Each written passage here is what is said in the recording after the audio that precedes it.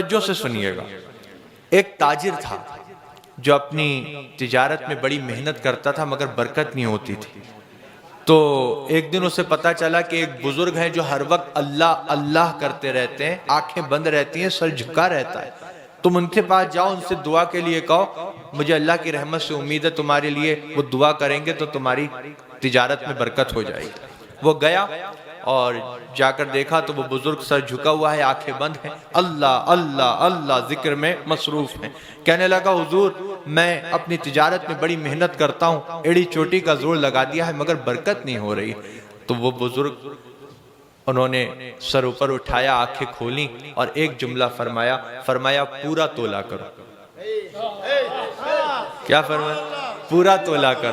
اب وہ سمجھ گیا کہ یہ کوئی اللہ کے مقبول بندے ہیں، کیونکہ میں نے نہیں بتایا تھا کہ میں پورا نہیں تولتا، خود ہی سمجھ گیا، وہ خود ہی کہہ دیا۔ اس کے دل پہ اس نصیحت نے اثر کیا، اس نے طے کر لیا کچھ ہو جائے اب سے پورا ہی تولوں گا۔ آیا اور اپنی تجارت میں لگ گیا۔ کوئی مال لینے آتا تو کہتا لو بھائی تم خود ہی تول لو، تھوڑا سا کوئی زیادہ لیتا تو منع نہیں کرتا۔ اتنی شہرت ہوئی اس کی اس بات کی کہ لوگ 20 دکانیں چھوڑ کر اس کے پاس خریدنے آنے لگے۔ وہ تاجر ایسا ہے کبھی کم نہیں دیتا، ارے یہاں تک کہہ دیتا ہے خود تول لو، تھوڑا سا زیادہ لے لیں تو منع بھی نہیں کرتا۔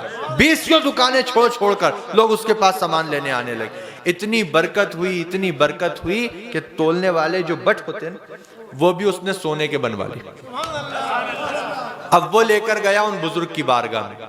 وہ بزرگ ویسے ہی ذکر میں مشغول ہیں، سر جھکا ہے، آنکھیں بند ہیں۔ کہنے لگا حضور آپ کی نصیحت نے تو بڑا کام کیا، 20 دکانیں لوگ چھوڑ دیتے ہیں، میرے ہی پاس سامان لینے آتے ہیں، اور دیکھیے اتنا برکت ہوئی ہے کہ یہ جو تولنے کے جو یہ ہوتے ہیں میں نے ان کو بھی سونے کا بنوا لیا۔ اب بزرگ نے جب سنا تو سر اوپر اٹھایا، آنکھیں کھولیں اور ایک جملہ فرمایا ان کو ندی میں پھینک دو،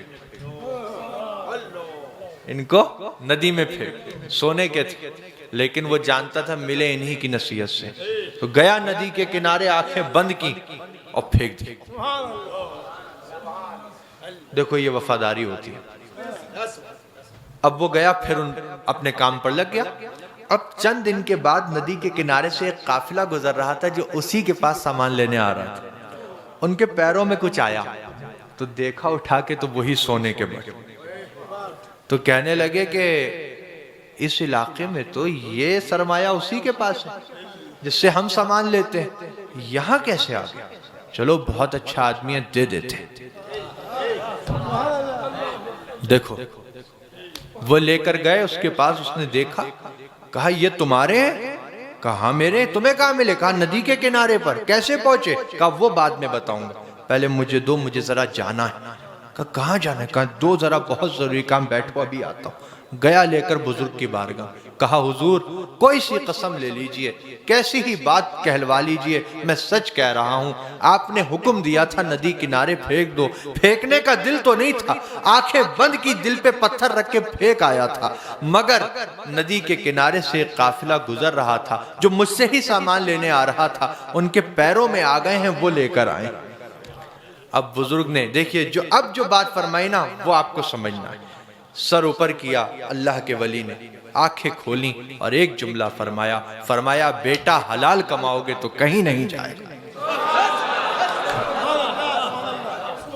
حلال کماؤ گے تو کہیں نہیں جائے گا، ندی میں بھی جائے گا تو تمہارے پاس بھیج دیا جائے گا۔